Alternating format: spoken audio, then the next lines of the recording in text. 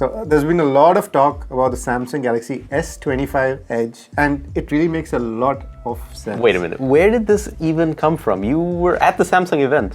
You heard nothing about this. I was at a Samsung event. Okay. First off, I'll say a lot of folks are missing everything about the S25 Edge.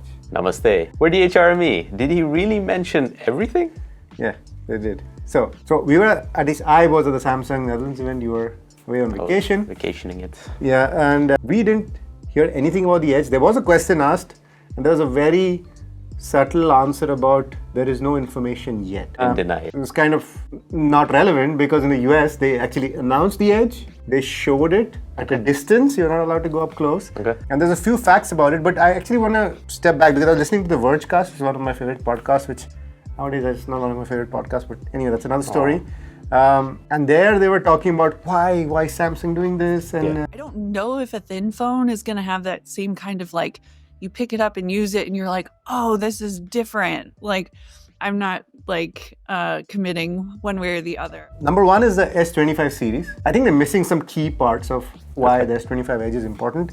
It's the S25 Ultra here. Nice phone. I really love it. Review coming soon, or a video coming soon. We'll talk more about it, but it is kind of an iterative update. The S21, S22, S23, 4, 5, all are a bit iterative. So I think people are saying Samsung is not innovating, there is no new form factor, you know. It's the beginning of the end. Even the folds and the flips. Yeah. This is the 4th generation, they're on the 6th generation, but now it's like, okay, it's not We've as seen innovative as it used to exactly. be, right? Yeah.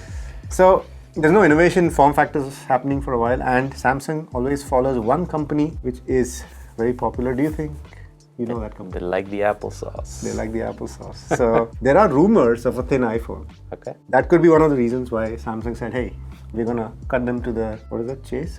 Or to the curb, cut them at the curb.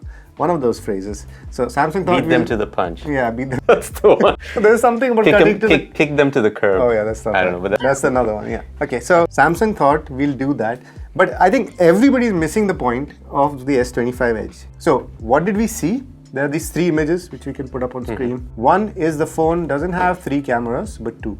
Okay. So it's not going to be an ultra level phone. So you can expect S25, S25 Plus, S25 Edge, and S25 Ultra. That's my guess. Okay. Otherwise, it would have 3 cameras. There's a new tech in town which we saw last year on the Oppo Find X8 Pro that makes new thin phones possible.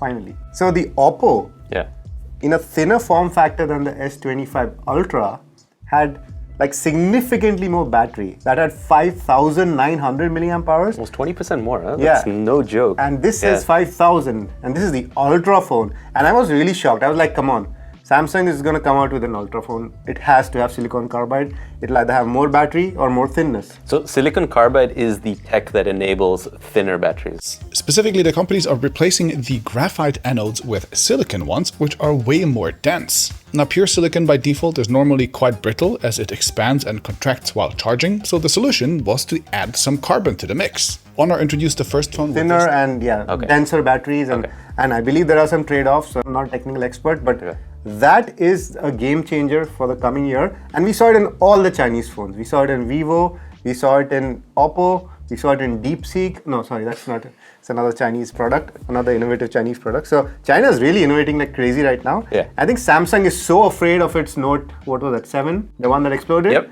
That experience that it doesn't want to be the first, because it used to be. Makes sense. They've also limited charging speeds, etc. They're very, very careful about battery stuff.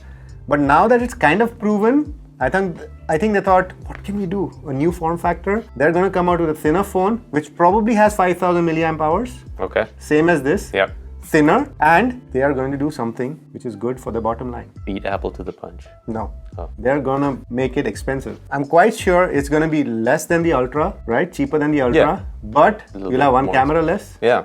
You'll have maybe a few compromises here and there. Maybe it'll be like an S25 instead of the FE. They come out with a... But won't it be more expensive than the Plus? S25 Plus? Yeah. So in between, But they'll say it's slim, it's sexy, it's lifestyle. They'll have pictures of women with purses and very thin phones or whatever. So I think that's the game here. It's enabled by silicon carbide. Yeah. It's enabled by the fact that they need a new form factor.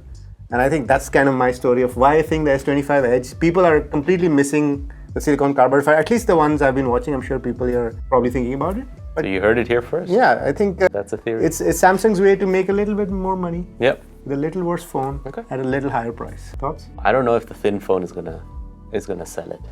I know there was this thing about bigger screens. Now maybe we're going to thinner phones. I don't know. Maybe they know something in the market that's.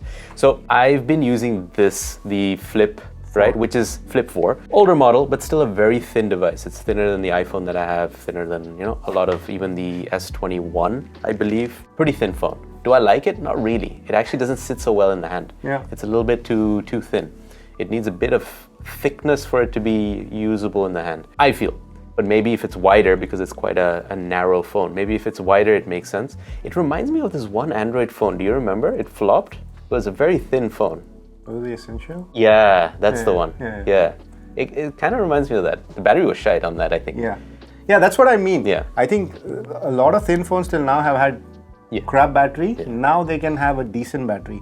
So even if it's 4,500 milliamp hours and it's super thin, it'll still be a day-long phone, right? Hey, and it will be lighter, probably. And I see where phones are going lighter, right? Like the iPhone 13 Pro I had before and 15 Pro. Big difference, it's lighter. I feel it, I notice it. Yeah. Here as well, a lot of people are mentioning the S24 Ultra to the S25 Ultra. Yeah, it is lighter. It is lighter, and you notice it. And maybe the thinness is not necessarily about the thinness itself, but about it being lighter and all of that. So, yeah, why not? If you can have a lighter and smaller phone, pack the same punch, I think there's a lot of people who would be interested in that. And the Edge had a really big fan following, yeah? Yeah? The Edge brand, the S7 Edge, I remember. It had the curved Yeah, kind of screen. yeah. Now, I don't know Samsung is going to bring the curved screen back. That's something that we need to see. But that had a really big fan following. Yeah. And basically, they can do kind of the Ultra, remove the S Pen, make it thinner, use silicon carbide. Yeah. Okay. That's my theory. What do you guys think? Let us know. Special thanks to our Popsicle Icicle, but a very special thanks goes out to our tested folks over here on screen, somewhere there, here. And a very, very special thanks goes out to our Fuckman tier, which is our highest tier that we have. And that thanks goes to Paula, Gamma Panda, and Rachel. Thank you so much. And we've been DHRME. Do we? Bye.